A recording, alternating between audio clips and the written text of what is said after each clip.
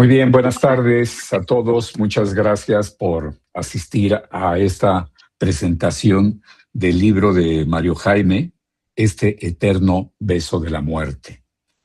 Quiero decirles que yo la obra la devoré, realmente la leí en menos de 3 días, porque me gustó mucho, sobre todo por la prosa tan profunda, una prosa poética mezclada en una obra donde habla de crueles asesinos, piratas, de marinos mercantes, rudos, con lenguas procaces. Entonces es una mezcla muy sabrosa de lenguaje. Mario cuida mucho esta prosa, tiene una prosa muy padre, pero no se queda en el artificio, ¿no? Es una obra profunda. Cuando abres esta novela, quienes hemos tenido el gusto ya de leerla, sentimos que el viento, la tormenta, la lluvia, podemos oler el mar, la boca se nos seca de la sal, y este es un acierto de Mario Jaime, que crea esta atmósfera que te lleva a ese mundo marino, ese mundo lleno de misterios, de leyendas. Y pues quiero que sea el propio Mario quien nos hable de su obra.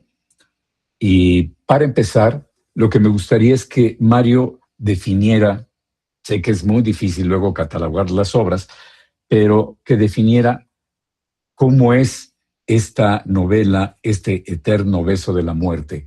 ¿Es una novela de aventuras? ¿Es una tragedia? Cuéntanos, Mario.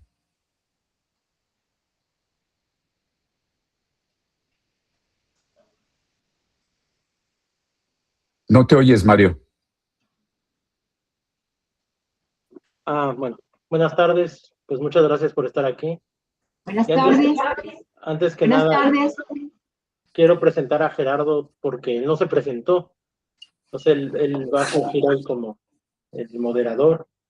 Gerardo Tena, pues es un escritor mexicano. Durante muchos años ha sido periodista, corresponsal de agencias internacionales en Francia, en España, en México, en Cuba también. Y tiene una novela muy buena, muy interesante que se llama Cara de Perro, que se la recomiendo mucho, de Editorial Hormiguero, y está trabajando en novelas inéditas, ¿no? En este momento. Entonces, muchas gracias, Gerardo, por tu aportación aquí. Bueno, la novela la puedo definir como una novela entre de aventuras, de comedia y de terror.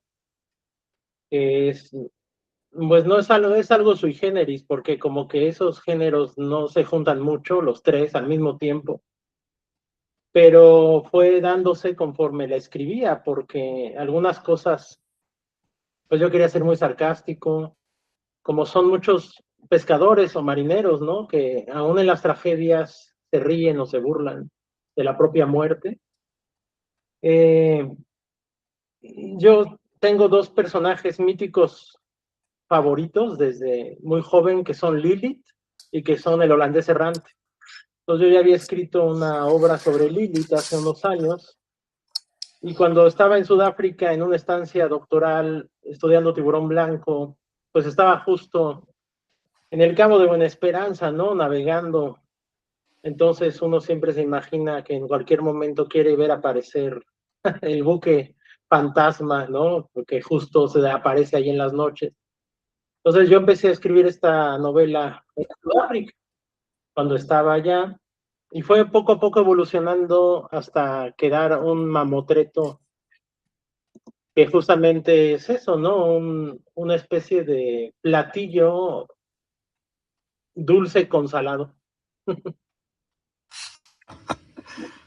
En esta obra se pueden o se asoman varias de tus pasiones. El mar, los libros, el ajedrez y la filosofía. Cuéntanos de eso. ¿Cómo logras amalgamar todas estas pasiones que vas desparramando a lo largo de la obra? Bueno, evidentemente yo quería contar una odisea, una travesía marina, y muchos de mis navegantes en ese buque maldito pues tienden a contar cosas que yo sé o que me apasionan. Evidentemente no hay un ajedrecista que sea el segundo oficial a bordo. Utilizo el ajedrez en varios capítulos distintos como una metonimia de un orden. Y la filosofía, pues no sé, lo que pasa es que toda obra literaria es filosófica porque tiene pensamiento, ¿no? Y de alguna manera ahí se van mezclando cosas que creían algunos marineros en el siglo XVII, junto con evidentemente todo el existencialismo que trae una vida tan azarosa. Y la literatura, pues, porque yo no quería que mi capitán fuera analfabeto, quería que los libros le chuparan la cabeza y el cerebro como a Don Quijote, ¿no? Pero de una manera más maldita.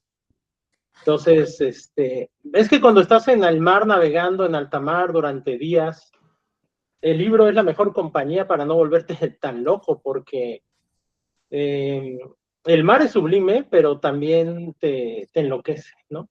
Entonces, los libros son el mejor compañero en las travesías.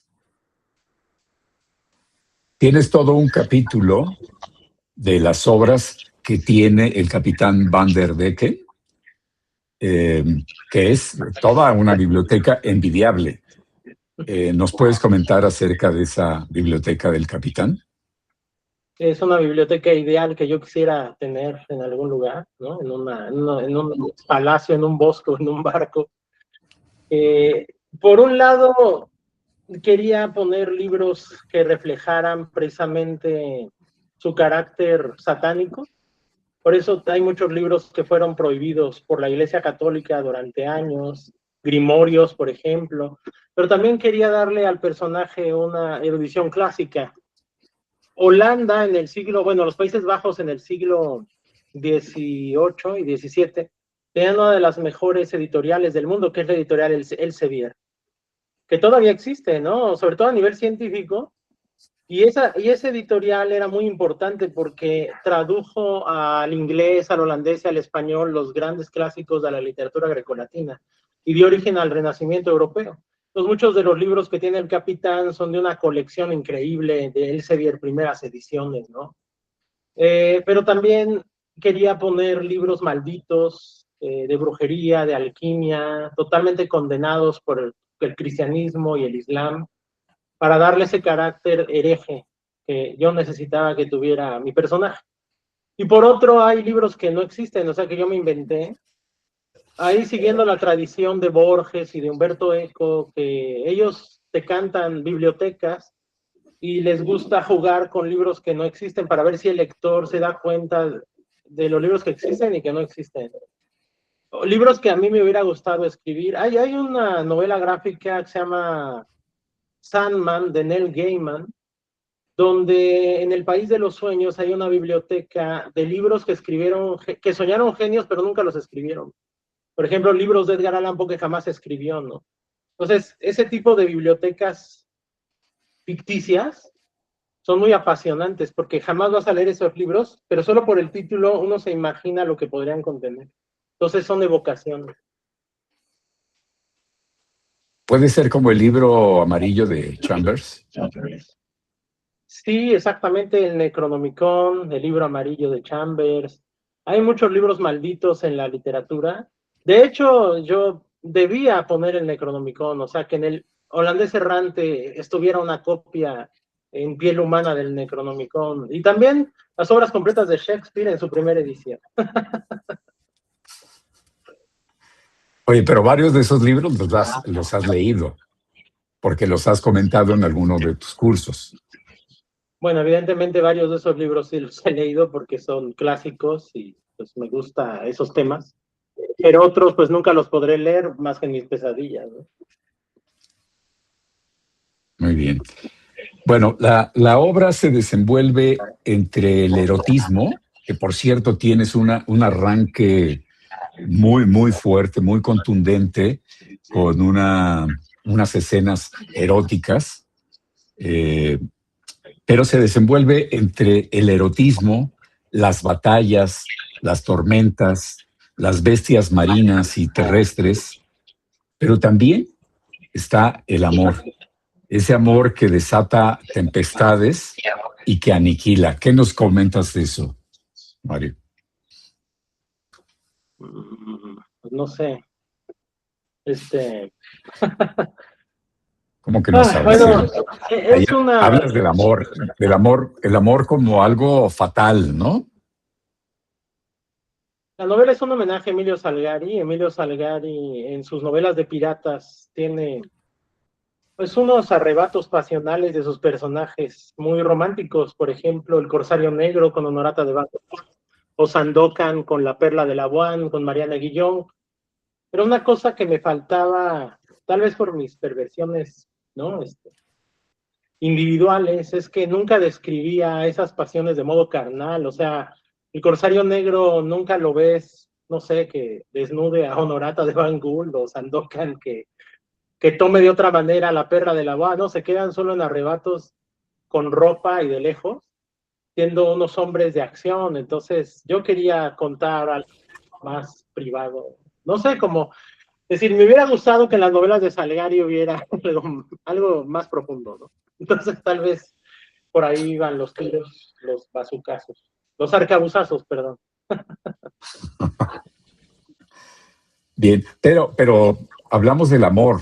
O sea, sí está esta parte erótica que mencionas, muy, muy descriptiva, muy sensual, con un arranque muy sabroso, pero también está el amor que aniquila, que esclaviza, ¿no? Bueno, lo que pasa es que evidentemente la maldición tiene que ver con un pistoletazo que tiene que ver con la pasión individual de mi protagonista, ¿no? Que lo obsesiona de tal manera que lo va a conducir a los excesos que lo llevan a su perdición, a lo que el lector tiene que encontrar. También hay en tus personajes una pulsión en buscar la muerte. Incluso uno de ellos dice, morir es duro, pero esperar es una tortura. Y hay otro que antes de emprender el viaje en el volador holandés, va con una gitana a que le lea la suerte, el futuro, ¿no? Y la gitana le advierte que ese viaje va a ser terrible y que él va a morir. De hecho, le pide a este hombre que lea, que utilice otro método de adivinación, porque cree que se ha equivocado la gitana. Entonces, el punto aquí es que este hombre decide embarcarse, pese a que la gitana le advierte de este encuentro con la muerte. Entonces, hay una pulsión. ¿Cómo nos cuentas eso? ¿Cómo nos puedes decir? ¿Qué nos puedes decir de esto? Pues eso, hay una frase en el Apocalipsis de San Juan donde dice, cuando llegará el día en que los hombres busquen la muerte y no la encontrarán.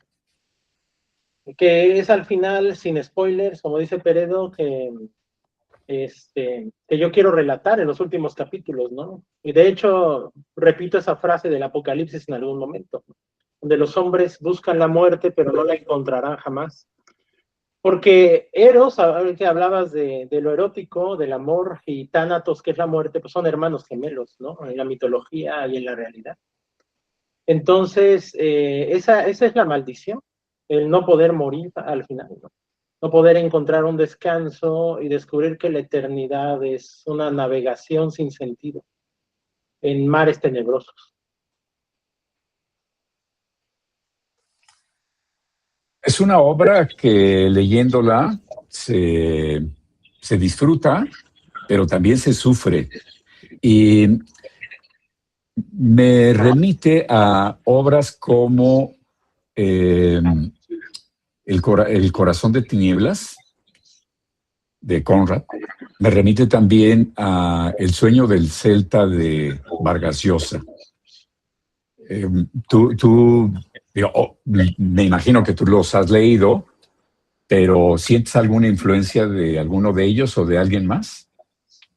Pues no se me había ocurrido. El sueño del Celta me gusta de Mario Vargas Llosa, sobre todo la parte del Amazonas, evidentemente, ¿no? Cuando dice lo de los caucheros en Perú. Y El corazón de las tinieblas de Joseph Conrad pues, es una de mis obras favoritas, sobre todo porque ocurre en el Congo, en el sur de África, en el corazón del África Negra. Y es una oda anti-imperialista, ¿no? Pero también existencialista.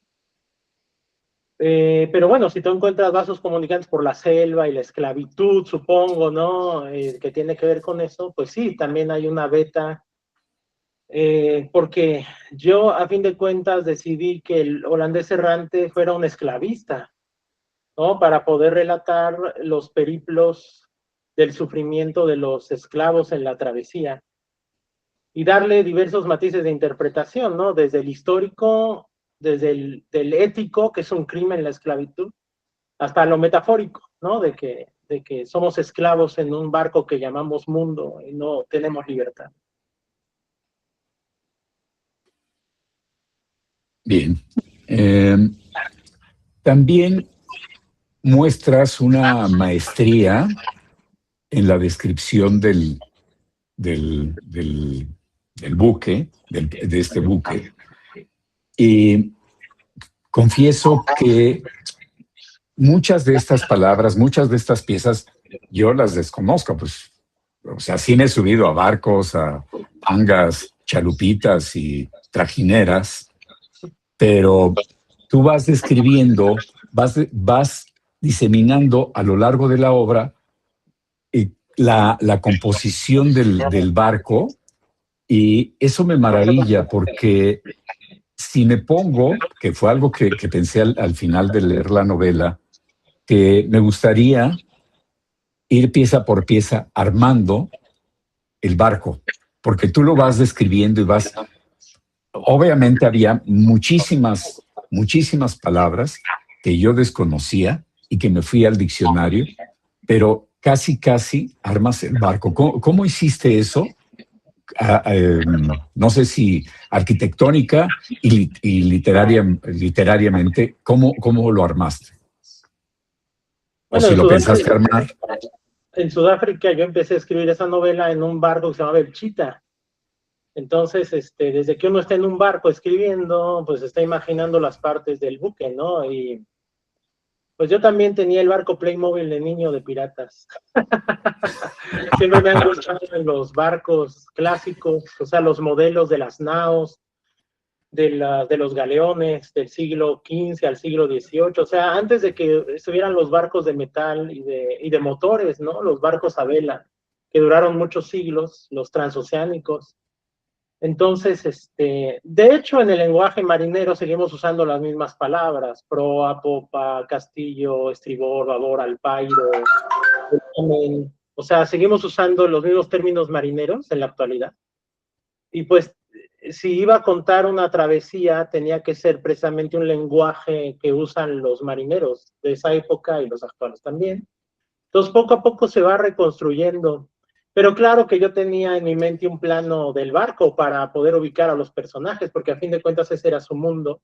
Entonces uno tiene que saber dónde está la centina, dónde está la cámara de popa, qué son los jebeques, cómo se llaman las distintos. Es un bergantín de 3 palos, ¿no? Que casi todos esos barcos transoceánicos eran bergantines de 3 palos.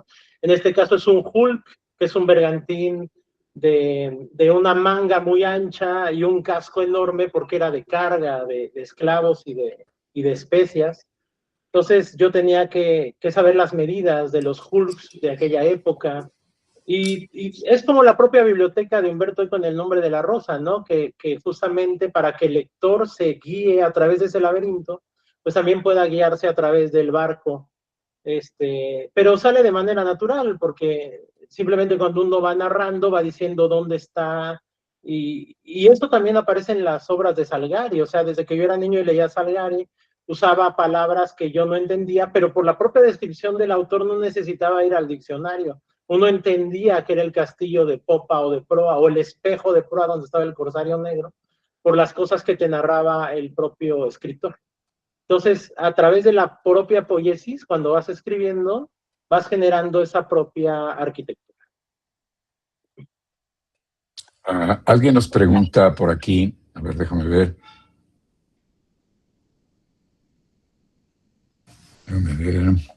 Dice que no spoilers, porfas.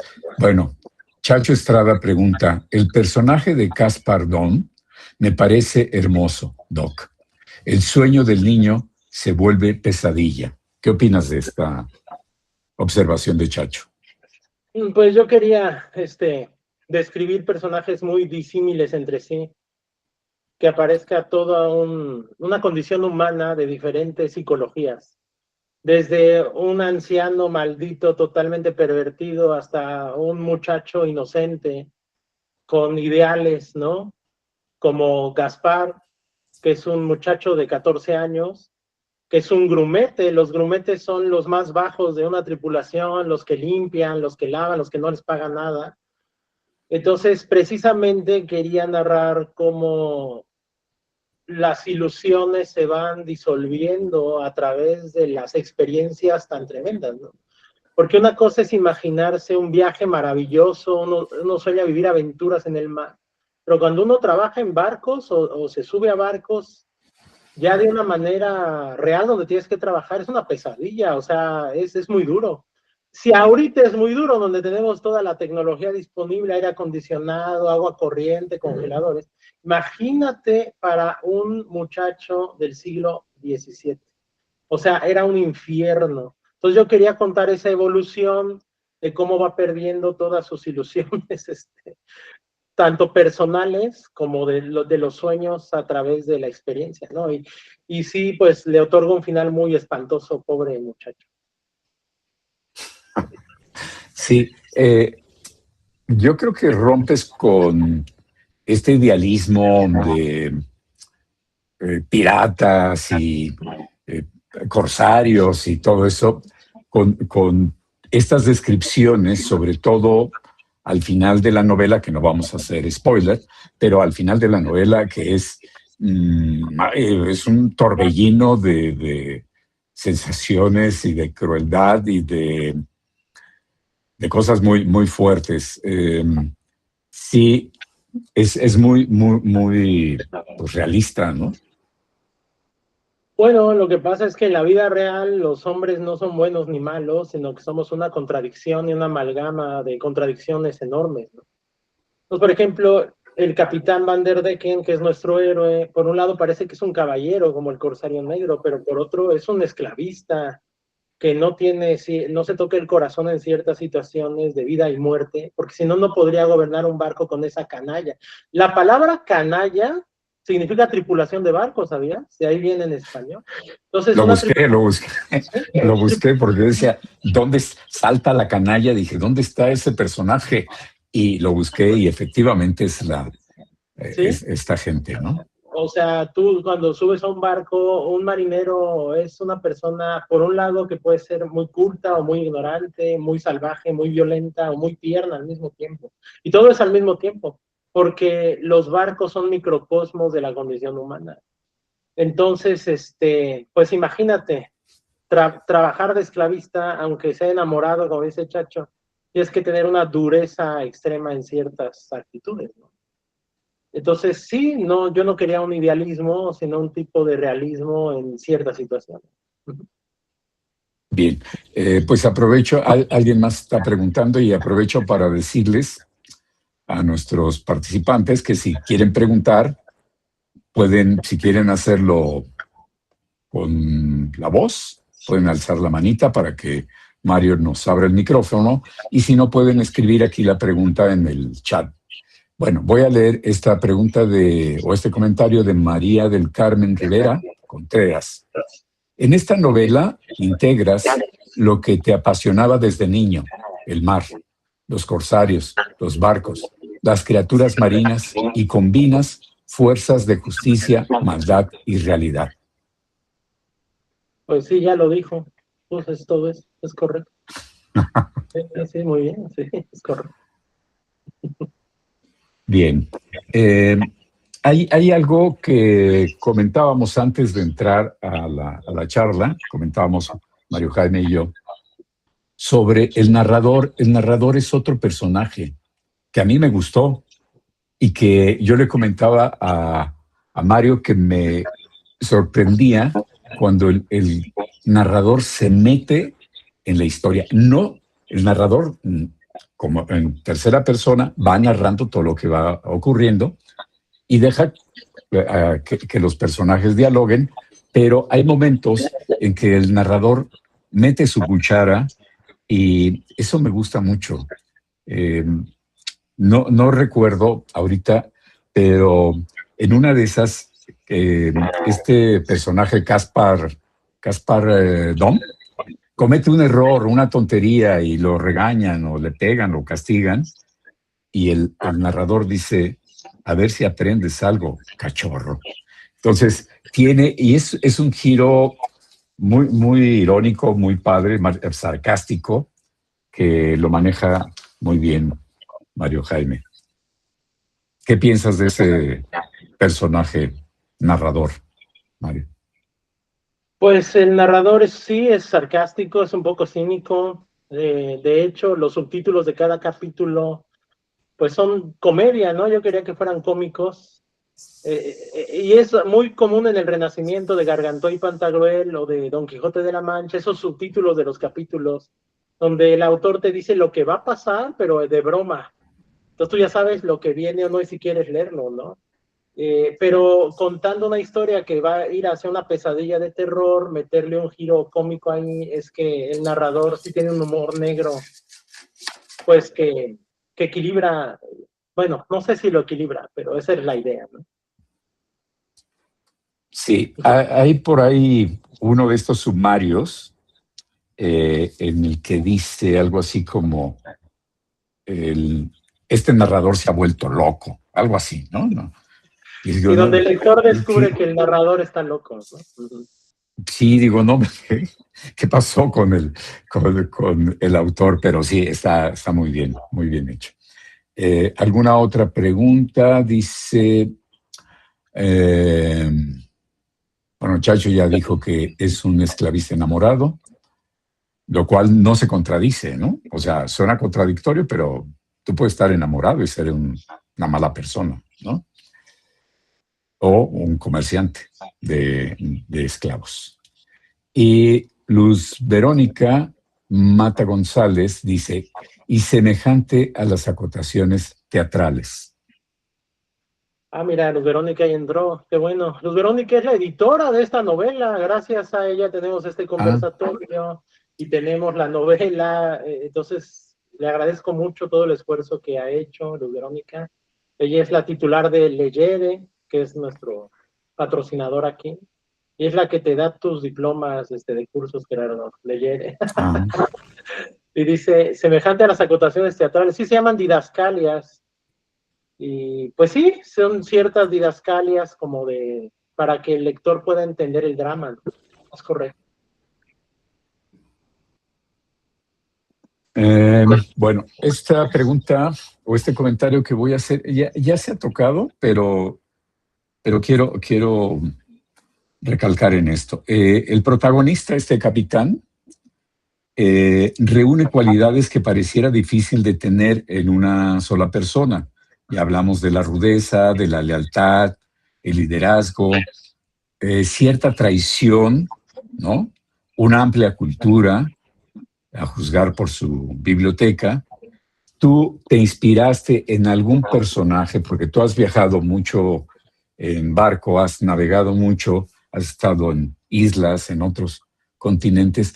¿Te inspiraste en algún personaje de algún marino o marinero o fuiste reuniendo cachitos entre literarios, fantásticos y personajes que hayas conocido en tu vida? Bueno, el Capitán no está basado en nadie específicamente, sino más bien es un carácter que construí a partir de mis obsesiones más bien. O los otros personajes sí están basados en ciertos aspectos en algunas personas reales. Por ejemplo, Aliento de Estiércol está basado en un doctor que no voy a decir su nombre, un investigador mexicano que es biólogo. Uh, también el ajedrecista, el primer oficial, que es el sodomita, ¿no? Que blasfema. Yo quería que blasfemara todo el tiempo, blasfemara contra todos los dioses posibles. También está basado más o menos cierto aspecto en un pescador de Isla Guadalupe. Caspar también es una, no sé, una arquitectura mía de mis obsesiones. Pero muchos personajes sí están basados solo en ciertos aspectos, no en todo, ¿no? Evidentemente, alguna característica, en marineros o biólogos o pescadores que sí he conocido a lo largo del tiempo. Hay un personaje que es fascinante, un poco desesperante, que se llama Jute o Jute. Sí, Jute, sí. Jute. Él parece un mexicano, porque cuando a todo un mexicano le preguntas, ¿vas a venir a casa? Te empieza a decir, es que fíjate que me habló mi mamá y me dijo que en el camino había que dar vuelta a la izquierda, pero me encontré a una vecina que me dijo que por ahí no fuera, pero, y no te responde. Entonces, ese personaje es muy, muy gracioso, me gustó mucho. No sé si te inspiraste en alguien y si está presente, no lo digas, pero... Y tampoco si no está presente porque eso se está grabando. Sí, me inspiré en alguien que es muy cercano a mí, por eso no lo voy a decir. Pero sí es como un bufón, como yo quería que se pensara que tenía cierto retraso mental, y que fuera como la antítesis del Capitán, ¿no? Entonces, cada vez que se le habla a este personaje se va por las ramas de una manera increíble y no deja de hablar, es un parlanchín, al modo de Gargantó y Pantagruel, ciertos personajes de Gargantó y Pantagruel, ciertos personajes de Don Quijote. Precisamente como la novela está ambientada en pleno Renacimiento, yo quería que hubiera un personaje de ese talante en algún momento, porque si lo dejaba toda la novela nunca iba a acabar eso. Y sí es desesperante, ¿no? Yo quería que desesperara al lector, que cuando lo lea, diga, bueno, ya ve al grano, ya cállate, que siga, ¿no? Pero yo quería que nunca acabara y se fuera por las ramas y desesperara. Y pues parece que sí funcionó por lo que acabas de decir. Sí, pues en mi caso sí, pero me resultó gracioso, ¿no? O sea, esta forma de hablar. Tenemos otro comentario de Sergio Briones Hernández. Apenas lo empecé, Mario. Me atrapó de inicio. Mi aproximación a la vida del mar vino de manera distinta a como lo cuentas. Primero la viví, entendí lo dura que es, después me pregunté, si esto es así hoy, ¿cómo fue para los antiguos marinos? Pronto descubrí que Disney nos había mentido. Ja, ja, ja. Saludos. Hola, Checo. Sí, Sergio y yo pasamos muchas horas de mar, justamente en el Golfo de México. Navegamos juntos también. Entonces, sí, una vez vivimos un norte por ahí que casi nos hunde. Entonces, sí, entiendo muy bien. Es un muy buen marino, Sergio Briones. Y pues sí, uno cuando está en el mar sabe que puede ser su último día, ¿no? Hay un dicho marinero que es, en el mar tú puedes hacerlo todo correctamente y solo estás vivo si el mar lo quiere, ¿no? Entonces, pues sí, esa es la vida en el mar para el pescador, para el marinero. Sí, ahora mucha gente, bueno, no mucha gente, gente que puede y que tiene los recursos económicos, están navegando en veleros, ¿no? Entonces, y se van muy entusiasmados y a los pocos días o meses están que trinan, ¿no? Porque sí es duro el mar, ¿no? Muy bien. sin entrar en detalles sobre el final de la obra, que es fantástico, espectacular, no sé cómo calificarlo, pero nos enfrentamos o más bien vemos enfrentados conflictos éticos y morales muy, muy, muy fuertes, donde el capitán tiene que tomar una decisión antes de que los tripulantes se le vayan encima, ¿no? Y esto me recordó el viaje de Magallanes. No sé si tú has leído esta obra de Stefan Zweig sobre el viaje de Magallanes, cuando logró darle la vuelta, pero en un arranque de pasión baja a una batalla que no tenía por qué bajar y lo matan.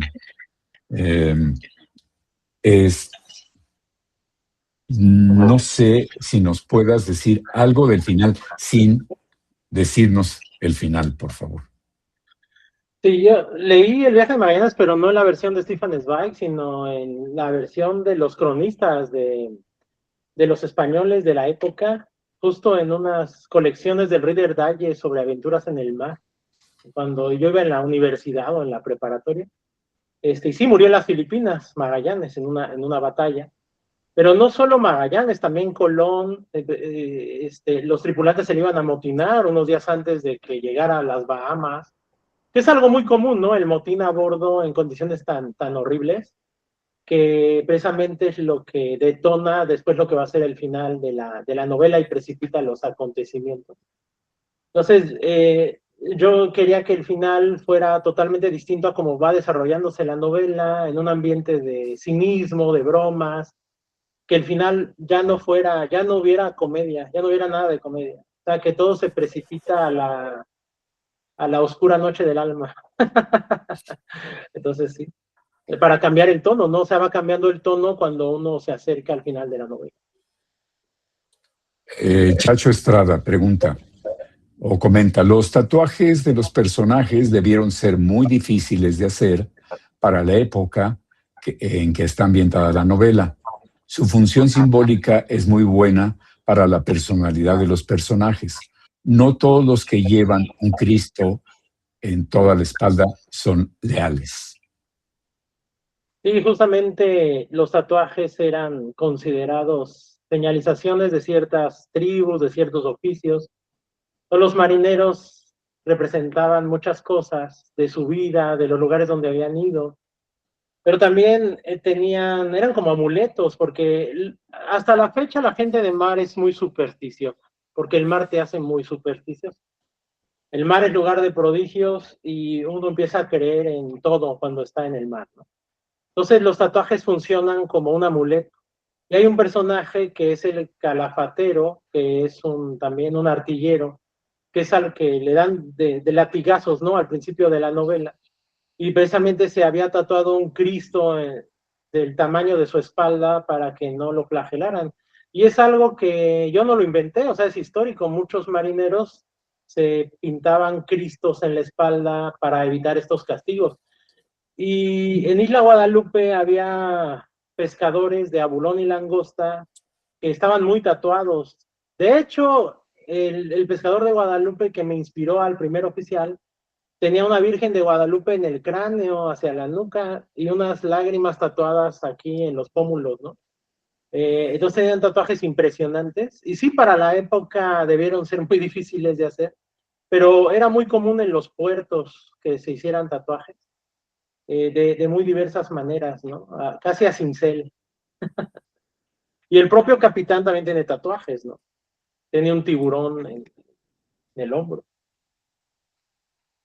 Y si no estoy equivocado, era una época en la que solo los marineros y la gente en prisión se tatuaba, ¿cierto? Porque hoy se Sí, tatúa hasta Messi y bueno, todo el mundo, ¿no? sí, en las mafias japonesas también, o diferentes grupos de camorras, porque justo era parte de un código de señalización de una especie de caló, ¿no? De diferentes oficios. Entonces no solo eran los tatuajes de los marineros, sino también el usar arracadas, ¿no? Diferentes arracadas significaba que habían navegado por ciertos mares o ciertos barcos, o también su posición social dentro de la marinería. Pero el tatuaje sí era muy... En cierta época de la navegación clásica, así digamos de la modernidad, es clásica del marinero, el tatuaje. Como escritor me gustaría que me comentaras el trabajo que haces precisamente de esa escena que resulta una escena doble, así lo caracterizo yo, que es justo los azotes a este calafatero, donde el Cristo sangra.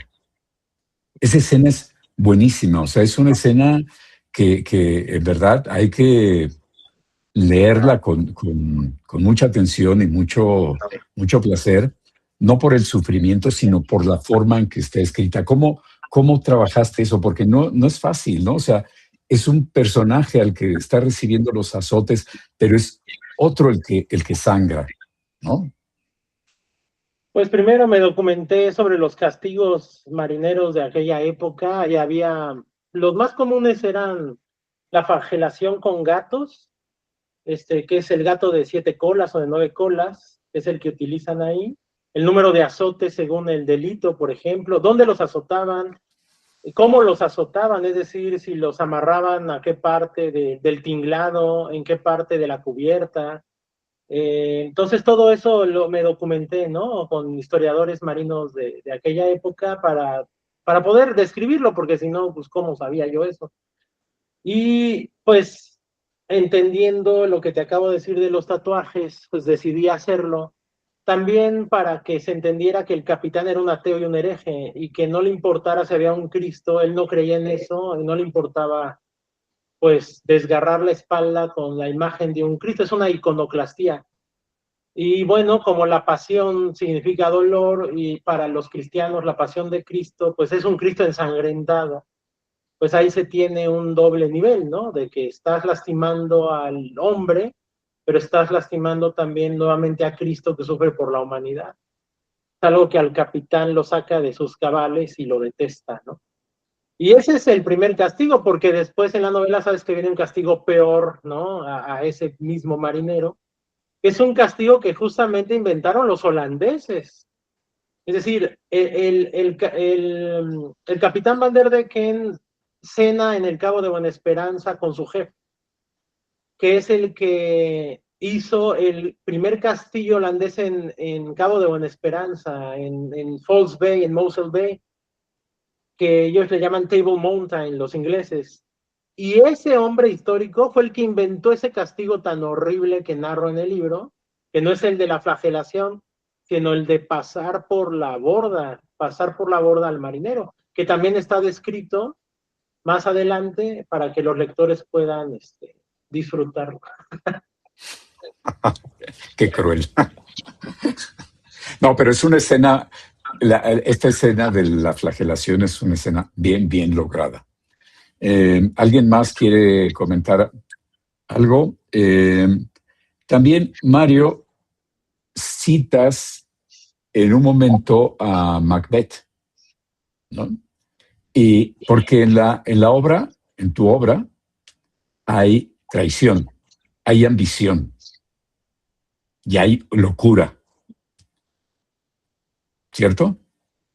Sí, el capitán le gusta mucho leer la obra de un sodomita inglés muy reciente que se llama William Shakespeare, dice, ¿no? En un momento, y devora las obras de Shakespeare y le obsesiona justamente una parte de Macbeth donde los caballos se devoran a sí mismos como un símbolo de la traición. Que justamente es lo que va a pasar a final de cuentas en el barco, porque a final de cuentas él también es un traidor y todos los que van o casi todos los que van a bordo no pueden no traicionar o traicionarse a sí mismos, ¿no? Entonces, Macbeth es para mí la segunda tragedia perfecta de la historia. La primera es Las Coéforas de Esquilo. Y las tragedias nos conducen al terror, ¿no? Porque justamente se invocan las fuerzas de la noche, que es al final lo que la novela va a suceder. Entonces, si hay un vaso comunicante en lo que el capitán habla de Macbeth y lo que va a suceder, porque él se identifica con eso. Sí, muy bien. ¿Alguien más que quiera preguntarle aquí al autor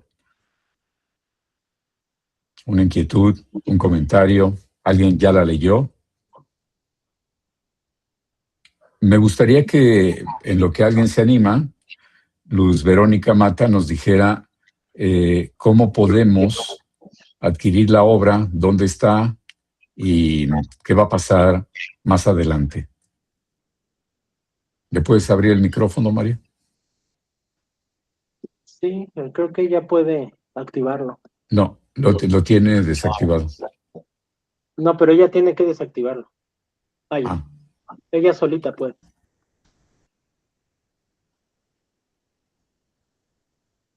Yo no puedo desactivárselo desde aquí.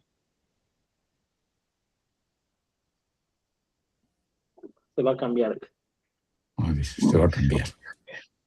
Bueno, mientras, si no hay alguien más que se anime, me gustaría que nos dijeras cómo cerrarías tú esta charla, este conversatorio sobre esta novela, este eterno beso de la muerte. No sé, porque justamente la novela trata de que no se cierra, ¿no? De que es una eternidad. es un ciclo de que el propio capitán no puede parar. O sea, va a navegar hasta la eternidad, sea en esta vida o en la otra. Y eso es justo el núcleo de lo que se ha contado siempre del holandés errante, que aparece tanto en Bob Esponja como en la ópera de Richard Wagner, como en la obra del buque maldito de este inglés, ya se me olvidó, y en el poema de Henry Heine. O sea, yo simplemente estoy volviendo a contar una leyenda que se ha contado durante 500 años o 400 años, pero en una clave distinta, ¿no? En una clave diferente. Pero a final de cuentas es lo mismo que la balada del viejo marinero de Coleridge, aunque ahí sí salva a su marinero Coleridge, pero en este caso yo no quería salvar a mi holandés maldito. Porque Wagner también lo salva, o sea, hay versiones donde ya lo perdonan y se salva, pero yo quería que no, porque pues sigue navegando el fantasma, ¿no? O sea, nunca se va a salvar. Se salvan en otras versiones porque sí existe Dios, porque, porque sí, o sea, en las otras versiones él va contra el cristianismo, pero en mi versión yo no quería que fuera eso. No voy a spoilear, pero el lector va a encontrar, o sea, en qué consiste su maldición. O sea, yo quería retratar un mundo sin Dios, donde no hubiera dioses, solo hubiera una maldición eterna.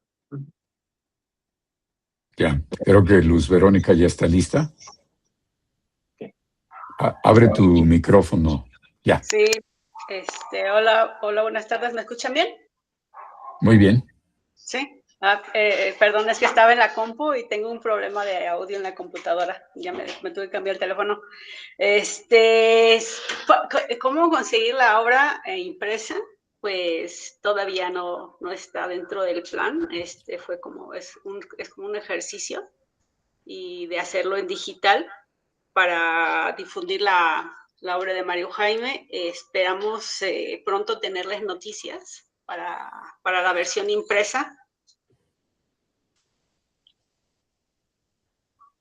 Pero mientras, ¿cómo se adquiere? A través de un enlace que publicamos en Facebook. Si quieren, ahorita lo comparto aquí en el chat, pero está en la página de Facebook de la agencia. Pusimos dos enlaces, uno para la versión EPUB y otro para el archivo PDF, ¿no? Dependiendo de cómo prefieran leerlo o qué dispositivo tengan a su alcance. Ya. ¿Y tú qué opinas de la obra, Luz? ¿Yo qué opino de la obra? Bueno, estoy embarcada yo no solamente con este título de Mario Jaime, sino con toda su obra. Lo conozco desde 2014, porque él ganó el premio de literatura de novela que convoca la Secretaría de Cultura aquí en Guanajuato. Entonces él ganó en ese año, en 2013, ganó el premio de novela y ganó el premio de poesía. Entonces yo cuando lo leí, cuando leí la novela, es una experiencia, o sea, que nunca me había pasado. Yo estudié letras españolas y fui coordinadora editorial 20 años, pero la novela de Mario Jaime no la podía parar no podía corregirla.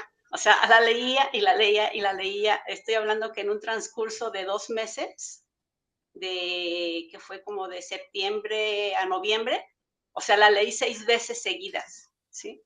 Y hasta la tercera lectura fue que yo pude empezar a corregirla.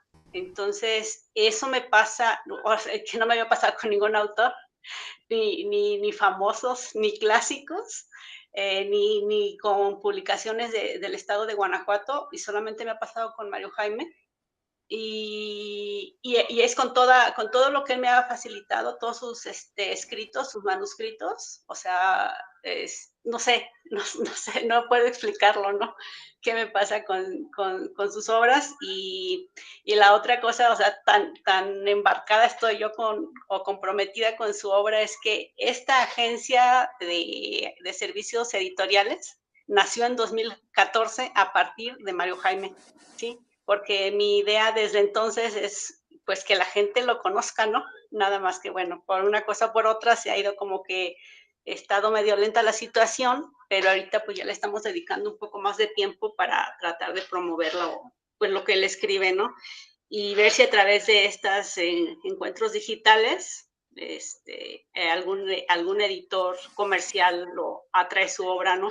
Porque, bueno, tiene estas 2 obras publicadas de 2014 con el gobierno del estado de Guanajuato, pero ya un año antes Mario había tenido un premio también nacional con el Fondo de Cultura, ¿no?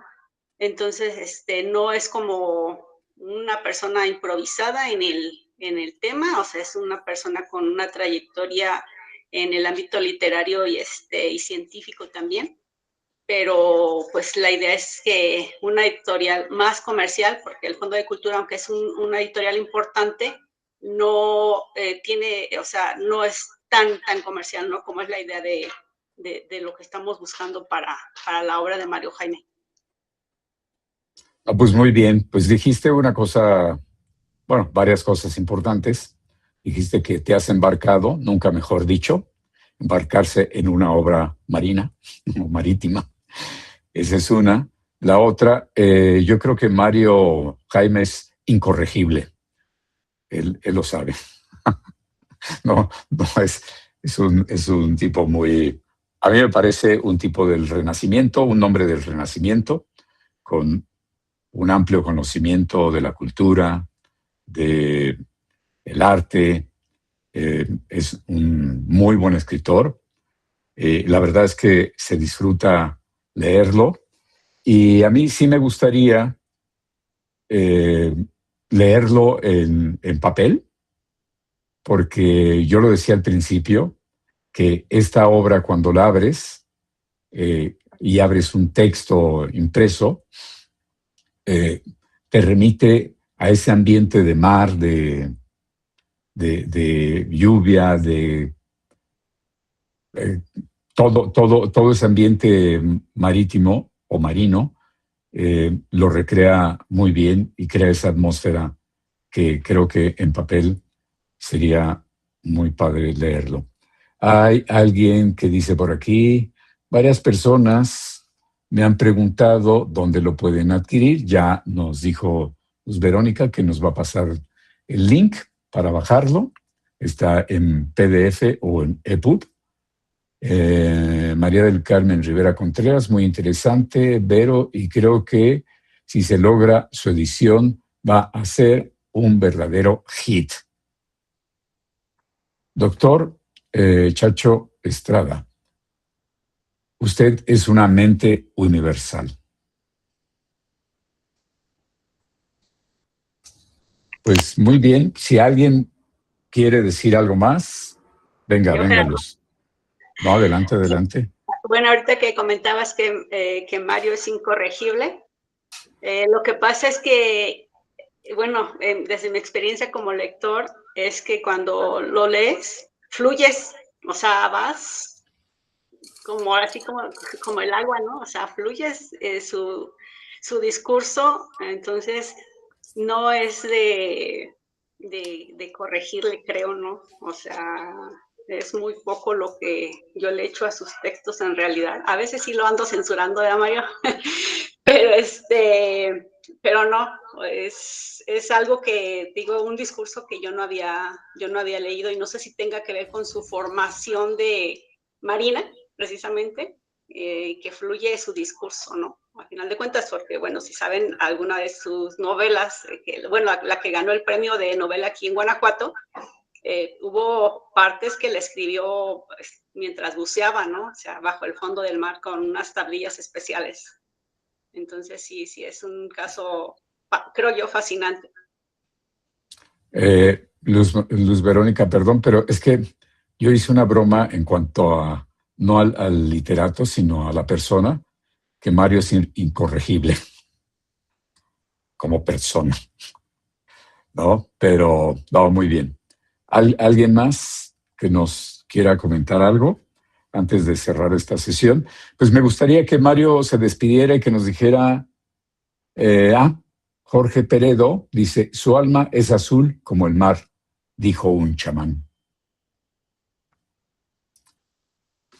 Bien, pues alguien más que quiera comentar, tenemos unos segunditos y si no, mientras que Mario se despida, él es el protagonista de esta sesión